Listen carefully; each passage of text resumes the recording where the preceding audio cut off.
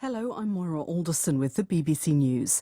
A Syrian war monitoring group says 53 people have been killed by suspected Islamic State fighters in central Syria. The Syrian Observatory for Human Rights says many people have also been kidnapped. Here's Mike Thompson. What we know is that all this happened in the central desert area of Syria, and the people involved were all agricultural farmers out there picking truffles, and that's when they were attacked. And it's not the first time this has happened, because the suspected Islamic State jihadists know that people have no protection when they're out in the fields, but of course they need to get food on the table, so they go.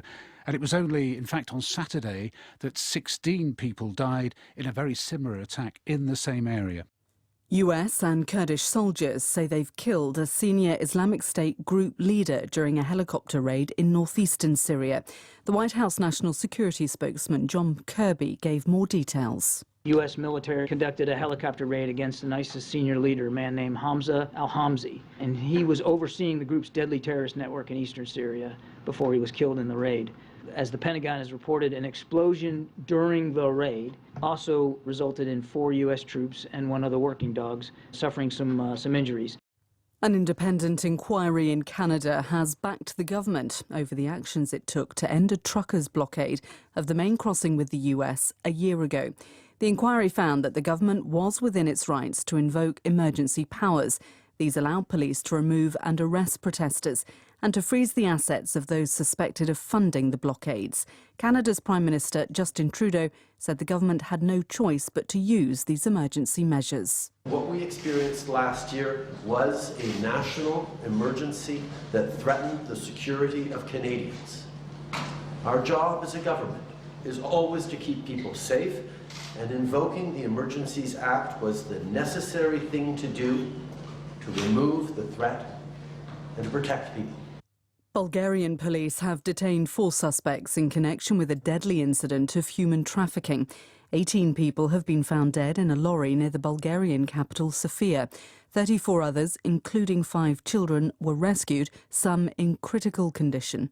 Nick Thorpe has this report. The abandoned timber truck was discovered by Bulgarian police on Friday morning on the outskirts of Sofia. Police say the migrants were found in hidden compartments and the cause of death was suffocation. They'd been smuggled across the Turkey-Bulgaria border and were being taken to the border with Serbia. By Friday evening, Bulgarian police had arrested 3 suspects. The tragedy happened at a time of growing numbers of asylum seekers trying to enter the European Union through the West Balkans. World News from the BBC. A leading Qatari banker has confirmed a bid to buy the English Premier League football club Manchester United. Sheikh Jassim bin Hamad Al Thani will lead a consortium that wants to purchase the club outright. Andy Swiss has more details from Old Trafford. Sheikh Jassim bin Hamad Al Thani. He's the son of a former Prime Minister of Qatar, and he says he is a lifelong Manchester United fan. In a statement, he says his bid will return the club to its former glories, both on and off the pitch. He says his bid is for 100% of the club and will be completely debt-free through his foundation. Remember, the current owners, the Glazer family, angered a lot of the fans here by plunging the club into millions of pounds of debt. And he says his vision is for Manchester United to be regarded as the greatest football club in the world. A gunman in Mississippi in the United States has killed 6 people in 4 locations.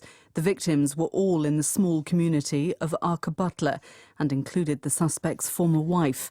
No motive has currently been suggested by police. The sheriff of Tate County says 2 handguns and a shotgun had been recovered and a suspect was now in custody. The Peruvian Congress has passed a resolution that recommends constitutionally accusing the former President Pedro Castillo of alleged corruption. The resolution is a step towards bringing formal judicial charges against Mr. Castillo. He has been held in pre-trial detention in the capital Lima since he was ousted from power in December.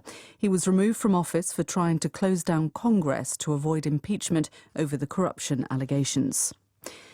The Hollywood actress Stella Stevens, who co-starred with Elvis Presley in the film Girls, Girls, Girls and with Jerry Lewis in The Nutty Professor, has died at the age of 84. She had been living in a hospice for some years with Alzheimer's disease. That's the latest. BBC News.